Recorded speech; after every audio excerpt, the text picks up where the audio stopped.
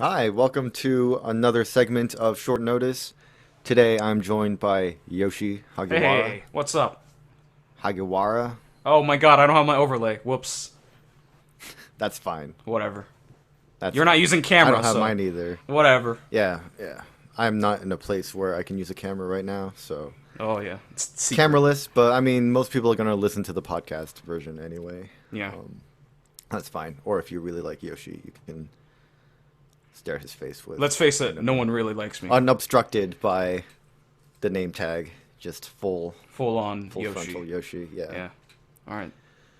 Take my pants But off. yeah, we are here to talk about the double album release by Momoiro Clover Z. We got Amaranthus, the third single, and Haki no Yoake, the fourth single. Or You mean album? album. Albums. These are albums. Man, that's They a new contain like group. Only third and fourth singles. yeah, it's crazy. Yeah, man. They've only been around 6 years. Um, so yeah, this is the first album release in 2 to 3 years, right? I think They released three. Fifth Dimension in 2013. Yeah, so 3 years. And they released that Yeah. early too. I think they released that in January or February, so it's 3 full years. Oh, I okay, think. so it has been 3 years, Yeah. which is a long time for Yeah. no albums, Yeah. especially from a group like Momoko, which is like really high profile, and I feel like would normally be putting out albums like every 2 years. Yeah, but it seems like, well, it was also 3 years. Well, no, only 2 years, I guess. Was it 3 years since Battle and Romance? I think, okay, Was Battle Battle and Romance Romance can't. 2010? No, it was 2011 summer, Ah, okay. Uh-huh. and then 2013, so that's two. That's not even 2 years, yeah, that's like a year and a half. Hmm. Yeah, so a year and a half to 2 years between Battle and Romance and Fifth Dimension, and then pretty much 3 years from Fifth Dimension to Amaranthus, and then simultaneously the fourth album. Yeah, like, It's fuck it. almost like they realized they fucked up somewhere. They're like, oh, we forgot to drop an album 2 years ago. Like, let's just, like, sorry guys, we'll give you two albums now, like to make up for all that time where we didn't release albums. They're also doing two singles a year for the past 2 years or so.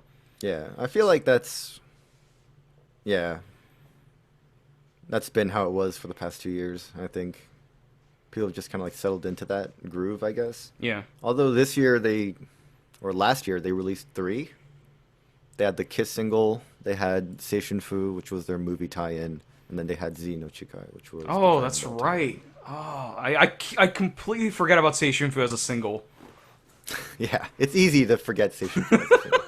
Seishun Fu has a pretty good B-side though, so it's worth Right, shouting right, out. right. Yeah. Seishun Fu has a song. Like, not a lot of fans for that song. It's. I I feel mean, like I it's like it more than most. it's a piano ballad. That's what it is. Yeah. You know, it's they're not. It's not classic Momoclo style. Yeah, for sure.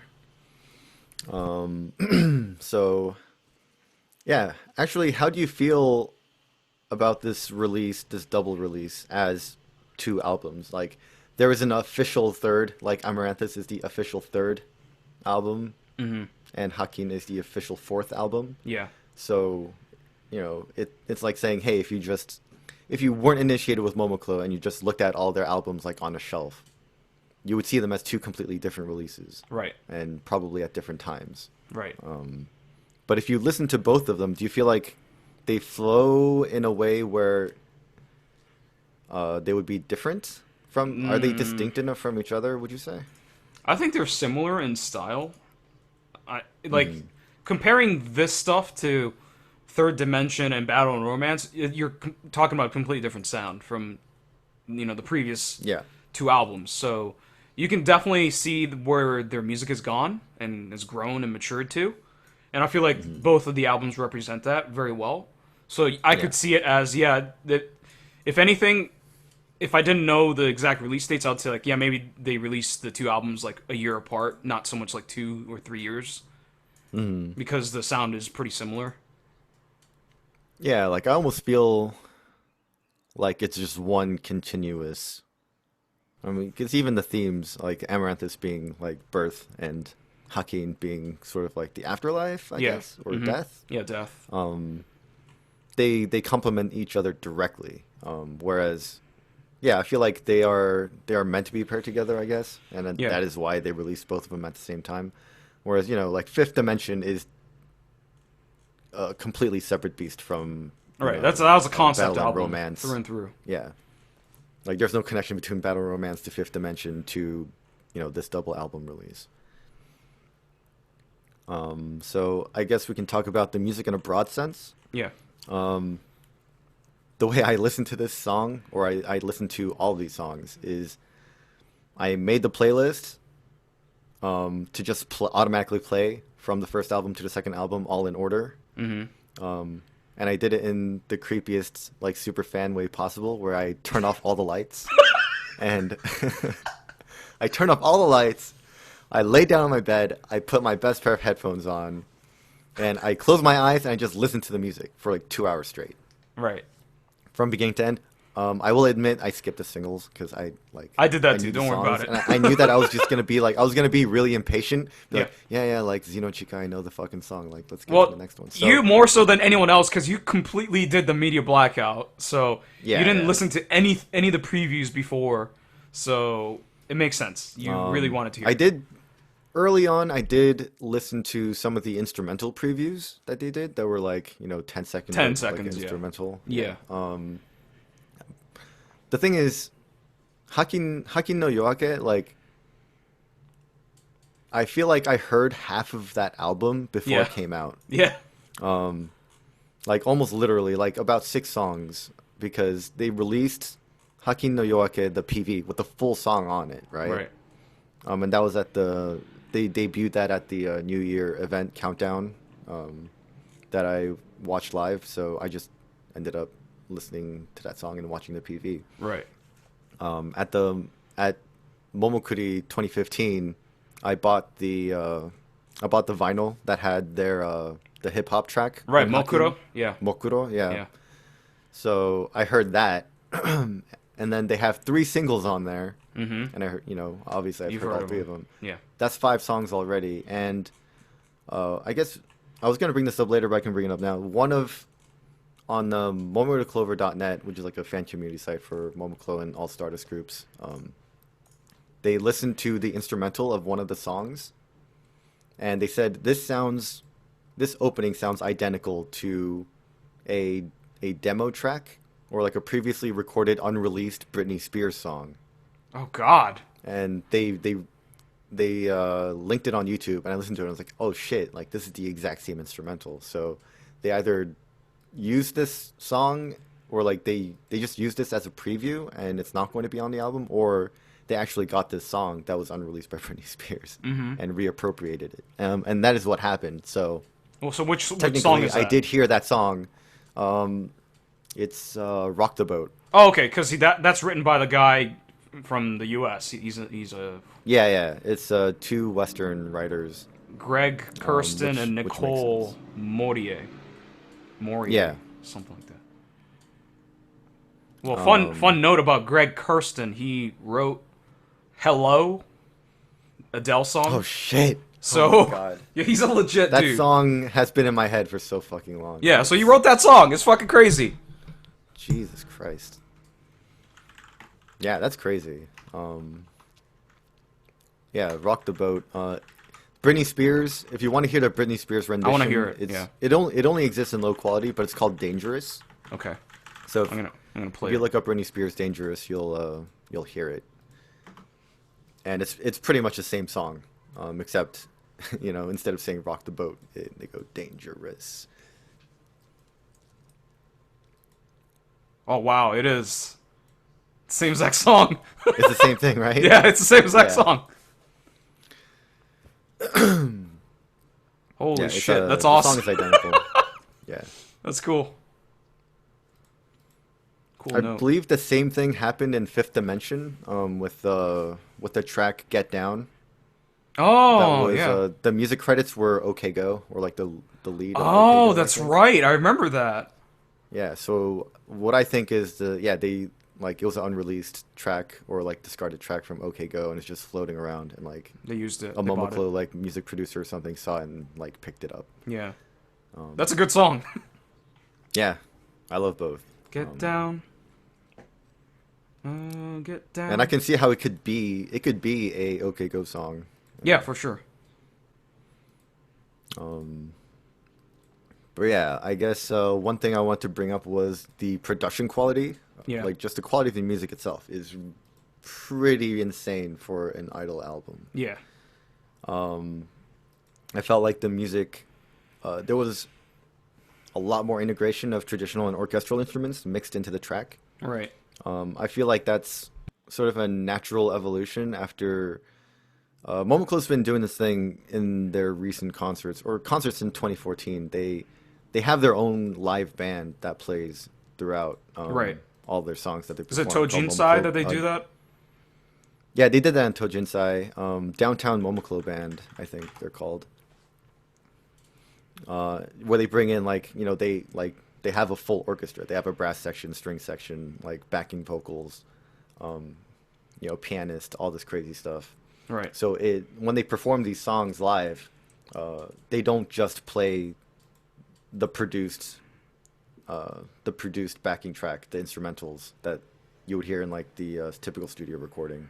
In Tojinsai, it's a little different. In a way, I wish they would re-release all of their songs, like a Tojinsai edition. I Yeah. feel like it's worth it just because they use the traditional instruments and it makes the songs just sound completely different. Yeah, they It's sound. awesome. Yeah, like it sounds like a completely different song, which is Yeah. super cool. In the 2015 Tojinsai, they performed Saraba, Mm-hmm. and they used like using like traditional taiko drums and flutes and everything. Like that song sounded amazing. Oh, I want to hear that actually because I And love I would really Sadaba. love to hear like a full like studio recording version of that, if it's possible. Uh-huh. Um, but yeah, I feel like it's just a natural progression. Like they've been utilizing like a whole bunch of a whole lot more like traditional instruments, orchestras, and choruses and all that stuff, and all that stuff is greatly represented in a lot of the tracks here. Yeah, I mean, I think Um, the biggest things that stood out in terms of instruments or instrumental work is mhm. for We Are Born, the piano Yeah, work in We Are Born is just magnificent. yeah, it's pretty It's, phenomenal. it's straight up like super epic concert style and well done, well put together. It makes sense with the song. Really, really enjoyed that. Yeah, And Mahoro Vacation, yeah, the bass work, holy fuck! yeah. It's like the funkiest bass line I've heard in idol music in a while. it almost makes good on. It reminds me of Gone in that way because Gone when the instrumental preview came out, It's the bass. yeah, it was the bass that stuck out, and honestly, the bass is still what sticks out when I think of Gone. Yeah. But I mean, Momoiro Vacation, I feel is a much stronger song, Oh obviously. yeah, it's not even I close. feel like a lot of people agree with that. And yeah, Momoiro Vacation is definitely the frontlining song. Even though it's not the title track, or it's not the first track on Hakin, I understand why they decided to make uh, the PV out of Momoiro Vacation. It's probably my favorite song out of either album. It it could be for me as well. Um, at the moment, I can't even. It's really hard. Like I listened to the track.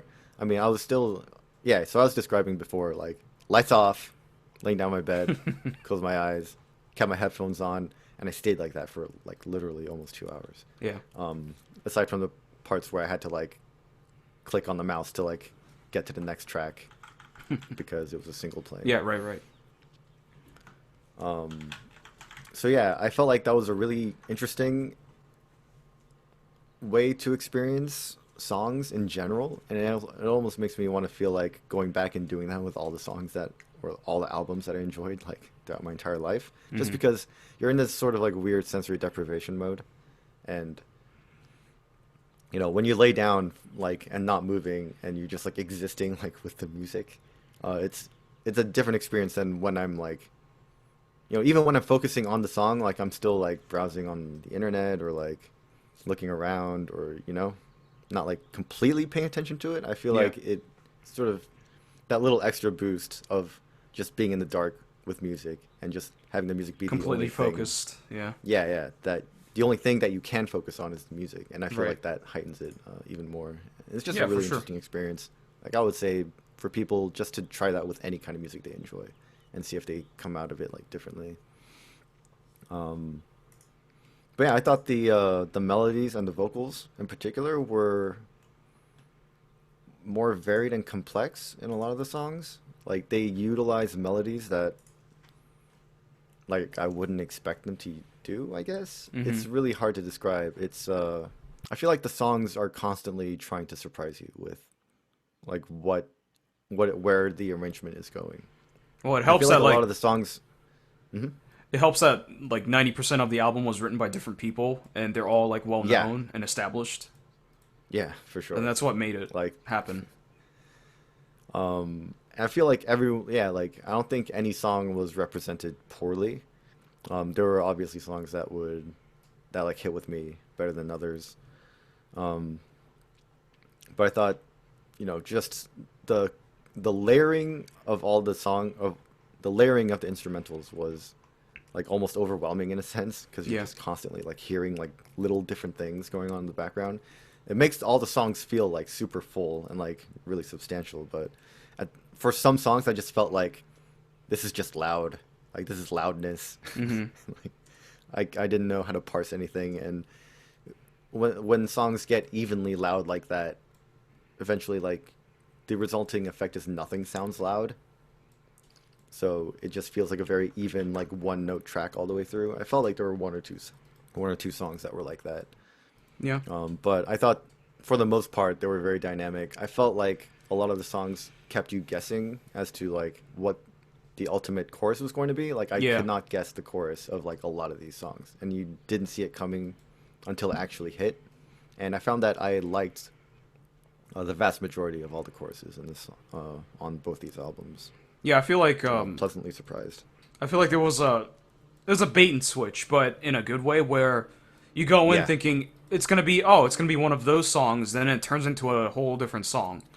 So I feel like that happened like two or three times over the course of two albums, and that definitely like kept it fresh and interesting, and it kept me guessing as to what direction each song was gonna go, because certain songs like what's that one song, Busoge, that's yeah. written by a actual like famous like Japanese folk artist. He's really famous, Sada Masashi. That sound okay. Yeah, that sounds perfect because that is immediately what I thought of. That's Like this exactly is what it a is. It's a folk ass folk country song. ass Japanese country song. Yeah, So like for that song, I was thinking, where's it gonna? Is there gonna be a turn of some kind? Is there gonna be a curveball thrown at me? But no, it was a straightforward folk song. yeah, So there was a mix of like straightforward songs and a couple of off offbeat songs. But yeah. I think that's what made it fresh because it wasn't all Definitely. weird and different. It also had straightforward ones as well. So What are your thoughts on? We're going to talk about tracks, I guess now. yeah, for sure. Gorilla Punch is a track that everyone talks about. I've heard both positive and negative opinion on Gorilla Punch. But How Gorilla can you Punch is a have song that, a negative opinion? well, Gorilla Punch literally has like four distinct melodies.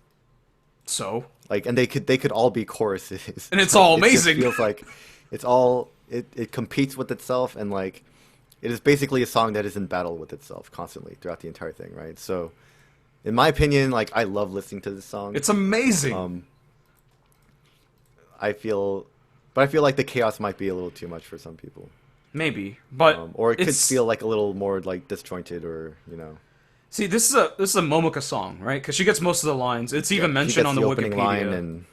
and She yeah, this is a Momoka featured song, so it's clearly like that passion, the vocal ability is there, and that's what carries it. Yeah, maybe the melodies are a little simple and repetitive, but when she talks about like gorilla punches are amazing and like pandas are awesome too, like fucking, yep, it's so dumb, but it's amazing, and it's so passionate. There's horns, there's like orchestral parts to it. It's super yeah, epic. That's why I enjoyed it. yeah. Um, I feel like, yeah, I guess we can just go through like generally like favorite tracks. Yeah, Gorilla Punch is obviously one of ours. We Are Born, the title song, I think we both agree. that's It's amazing. just an amazing, it's a Yep. super epic sounding song.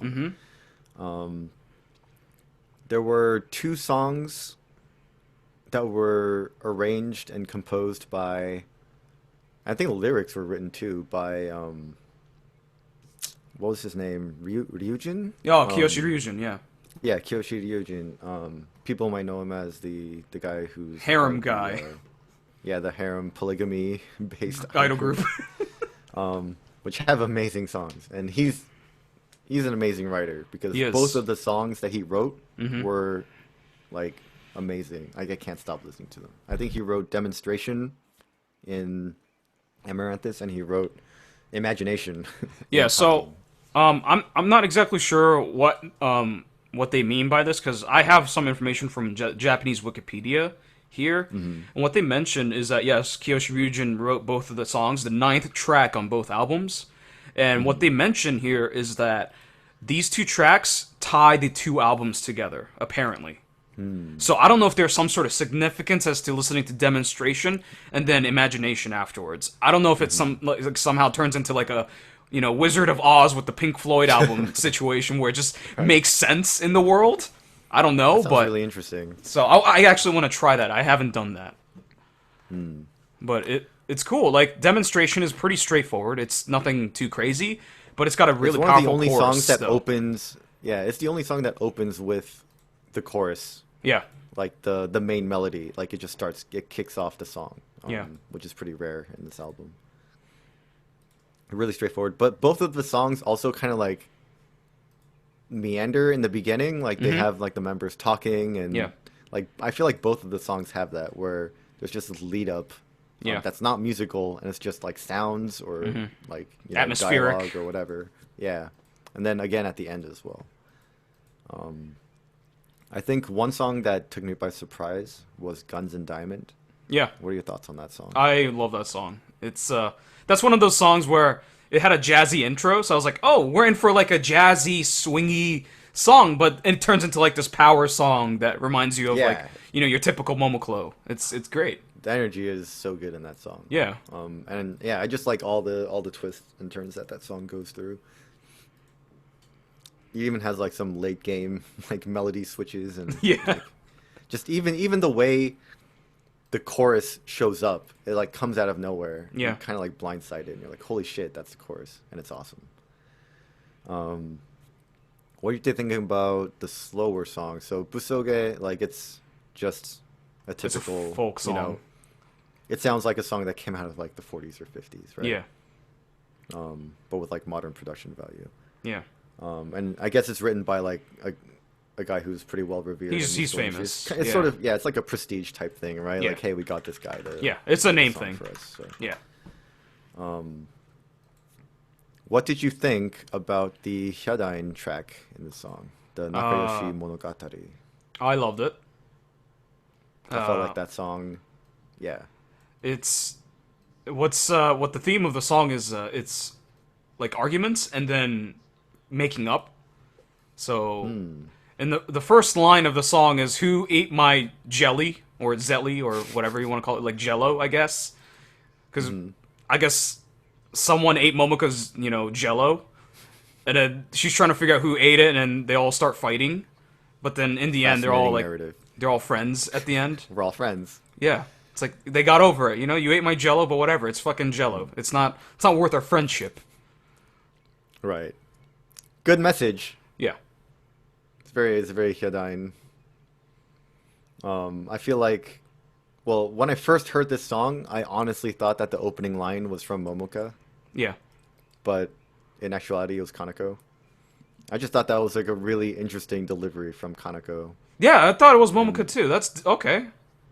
Interesting. Yeah, it's actually Kaneko. Like if you listen to like how her line ends, like you can kind of hear like, oh, that's totally Kaneko. But if you just look at like the raw power, Yeah, it's you're right. very Yeah. like Momoka delivery. I just noticed the intro, where it kind of fades in and she has that punch to Yeah. it. Didn't think it was Kaneko. That's okay. That's cool. Good to know. Yeah, Monogatari is a song that packs a punch for sure. Hidaim It's at definitely his one of my best. yeah. It's Hyunbin, but it's also just like the way he made the song for Momoclo. I feel like he it's what like he acknowledges like where Momoclo's at right now, just in terms Yeah. of like their age and like what kind of music styles that they're exploring in this album, and like he just like nails that while still being Hyunbin. And it has one of my favorite choruses Hmm. out of all the album songs. Well, I think Guns and apparently, Diamond. Hmm? apparently, Nakayoshi Monogatari that happened at Tojinsai, that actual incident. Oh, That's really? that apparently, according to Wikipedia, Hidain experienced this at the Tojinsai 2015. So Ah, apparently, it happened. This at the this concert song. where he made up. Yeah, I guess where he made up with Kawakami. Yeah. Yeah. I would say that yeah, like as far as just the most memorable choruses that I just find myself humming all the time, it would be Guns and Diamond, Demonstration, Monogatari, and We Are Born, probably for me. Yeah. Yeah, for me, it's Mahoro Vacation. Hmm. Of course, all those songs that you mentioned already, Mahoro Vacation also, and then Rock the Boat Oh yeah, yeah. is definitely stuck in my head. Just so goddamn catchy. You put out a tweet recently that says you might have a heart change on which is your favorite album. So which album did you think was stronger at the beginning? I thought Hyakin no Yake was stronger. Hmm. But I think that I was kind of blinded by Mahoro Vacation and Rock the Boat. Mm-hmm. But then see, I did the stupid thing where I copied and pasted all the tracks, and then I Yeah. highlighted in different colors how I felt about the song. So And you're like like, holy shit. if I felt neutral, it stayed black, because Mm-hmm. that's just a default color in my Word doc. And Busoge then tier. yeah, Busoke is definitely black, and like pink is my like god damn it, this song's amazing. Mm-hmm. And red is this is a great song. Mm-hmm. So I have like Kateni Kimini, which is the sixth track off of Amaranthus. Mm-hmm. I also love that song. And fun fact about that one is that this song was actually produced as an intro song for the New York Yankees pitcher Tanaka Masahiro, that big Momoclo Wait, fan. really? Yeah. So apparently this Hell? song was playing in Yankee Stadium whenever he entered the game. So I guess this song existed before this album. I don't know. What? That's insane. Maybe we should just YouTube it and figure out like if there's footage of this. Or Maybe it was yeah. just music, not I mean, like the them way you singing. phrased it, I thought they made it for that, but they didn't use it or something. No, they apparently made They it did use for it. it, and yeah, I'm not sure if they used it. It doesn't say that they used it, but they made it for his entrance music, and yeah, this is the first time it's been recorded apparently on an album or on a CD, I guess. So I wonder if there's video of that. I kind of want to see. Mm-hmm. Yeah, so I really like that song. That's not a super interesting song, but it's like a really, really catchy, powerful, like concert type song where it would excel in Yeah, a yeah. concert situation. Yeah, but yeah, you already highlighted the other ones that I enjoyed. Guns and Diamond, Demonstration. Nakayoshi Monogatari, Gorilla Punch, Motor Vacation, Rock the Boat for me. Those stood out. And then like the other ones I enjoyed, like Country Roads, Imagination, Ayo Tsugumono, Yeah. Togenkyo. Sabotento Ribbon. Those are all good. Subtendo Ribbon, I felt was very straightforward, and it was almost like a callback to when just like silly Momoiro Clover songs, kind of Yeah. like Mirai Nippon Banzai Bowl-ish. or Mirai Bowl. Yeah, It's a it was a Ayaka fun featured song, but so I don't know if I like fell in love with that song, but I feel like it's a song with some really really great delivery. yeah. Happy Rebirthday. Yeah. What did you think about? I'm not a I thought it was the Gingami Hikosen of yeah. this album. It's Basically. It's sort of it's like super catchy. That's for sure. yeah. It's just a ballad, so I can't see myself listening to it too often, but if I see it in a concert setting, or it just shows up on a playlist, I'm not gonna skip it because it's a good song. It's really catchy. That song sort of goes off rails at the end, Yeah, where they have like the it's like a trip. overlapping like members just speaking, and it Yeah, reminded me of like Evangelion. I was like, what the fuck yeah, is it going went on? pretty crazy. Yeah, and I guess yeah, and I was like, holy shit, this sounds like I'm just imagining like the Evangelion, you know, how Ava has those like power like crazy montages of like Hmm. different images all flying at you from like End of Ava or whatever. Yeah, And I was getting that visual from that song. yeah, it was just like an Um, over the top like chorus going on the entire time. It's sort of like "Hey Jude" from the Beatles, where it's just like na yeah, na na na na repeated over and over again until the song fades out. So it had that right. sort of feel to it, and I think it was It definitely had appropriate. that sort of Beatles feel too. Yeah, and Yeah, then Gingami obviously yeah, for had sure. that had a Beatles It's. inspiration I think it's a inspired good song. So closing song. I think it's a perfect like close out the album song. it is a great closing song, and the prologue track to Hakin Yeah, plays off of the last track right. of Amaranthus, and I love that. Just leading straight from the last track, I thought that use of continuity, Hmm. and you know, especially since I was in the dark and I was just listening to this all in a row, like it Right. just It made sense. went like yeah, like I knew it was the last track of Amaranthus, and then you know I listened to the prologue, and you know, the prologue for Amaranthus is kind of creepy. You know, it's got those like crying babies, and Yeah. Well, that signals the even though I like birth. what it's doing musically, yeah, yeah. And then the prologue to Hakin is like super melancholy and like Mm. super like, you know, it's like you're dying, Yeah. literally. Like Yeah. that is what that song, that's what the prologue is setting you up for. It's super sad, and it takes the melody of Happy Rebirthday and like reappropriates it and Yeah. turns it into something really sad. And you know, I thought that was really really cool.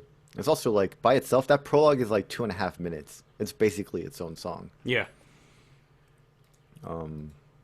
So I thought that was a really really nice touch. I think some people who listened to it separately didn't even notice that it was Yeah. taking the theme I from didn't. Happy Birthday. I didn't listen to it back to back. Because when it came out, I was working the day that I got it, Hmm. so I kind of just put it on my phone and just listened to it at work. So I wasn't Hmm. like, I didn't have it all in a playlist like consecutively. I Yeah, just yeah, and listened like to, making like direct connection. yeah, I was just listening to like Amaranthus like twice, 2 times in a row, and then I went to like Yakin and then back to Amaranthus. So yeah, I went back and forth. So I didn't really think about that. Yeah, I just thought that was a really nice touch. Um, let's see. Yeah, any other thoughts overall? I thought it was a really strong two albums. Actually, let's rank because we like ranking things Yeah, ranking. People want arbitrarily. rankings, man. Let's rank all four Momoko albums. We That's have Battle and tough. Romance. We have Fifth Dimension.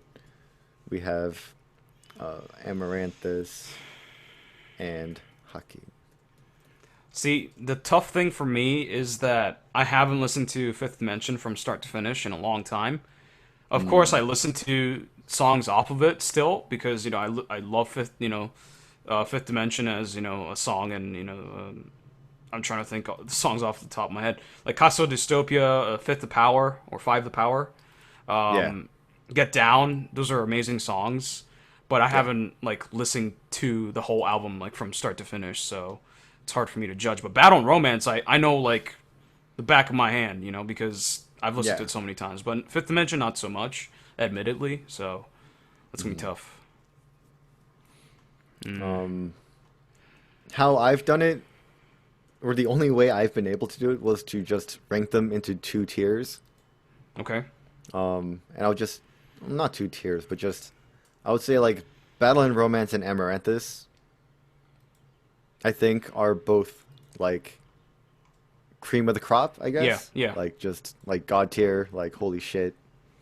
And then just right under them, it would be Fifth Dimension and Hakim, just sharing, just chilling together. I Which is crazy really. because, like, I listened to Fifth Dimension and I fucking love that album. Yeah, I love it too. I need I to go listen really, to it really again. like that album. Yeah. So to say that, like, Amaranthus beats out Fifth Dimension, to me, sounds crazy in my head, but I think that's where it's at right now. See, Battle and Romance and Amaranthus, I feel definitely deserve to share a top I spot. I just don't remember. Like, of course, every album has like a weak song. No album is perfect from start to finish. So I'm Yeah. trying to remember the weak songs for Fifth Dimension and trying to relate it to the weak songs for Amaranthus. I'm trying to like Hmm. relate Busoge to, I hate to keep bringing up Busoge as Right. the most uninteresting song off of either album because I think it is. Basoge may be one of the most uninteresting songs like ever Yeah, by in Momoclo. or not. Well, yeah, ever from a Momoko album. Yeah, so I don't know. I'm But the gonna put highs, back. man. The highs are amazing. I'm trying to remember. I have to go listen to Fifth Dimension again, but I would say Battle Yeah, Romance number one still. I don't think anything can touch that. I think it's still my number yeah. one favorite Idol album of all time. Not close. I think it's top any Idol. I'm talking of all time. Mm. And I would put Amaranthus and probably Fifth Dimension underneath, and then I'll probably put Hyakin at the bottom. At the bottom. Yeah. I was thinking about that too. I was like, maybe, because I mean, it does. The only thing that stopped me from doing that is imagination and Mahorification. Yeah. Those two Oh, songs. and of course, the one song that I feel like doesn't get enough mention. At least I constantly like skip over this song in discussion because I've already heard this song a million times. But the Mokuro, I Yeah. thought is a really really strong hip hop song. It's Yeah, it's probably my good. favorite. It's probably my favorite rap song from Momoklo, including like Five the Power and Yeah. you know was it the one that was from Naitamo Indayo Uh, Heiwa Sengen? yeah, Heiwa singing, yeah. Yeah. I think Mokuro shows just how much more they've like matured musically, I think. Yeah. And it shows in that song as well. I think it's from the same producer, same producer as Five the Power as well. So there's Right. some album continuity there.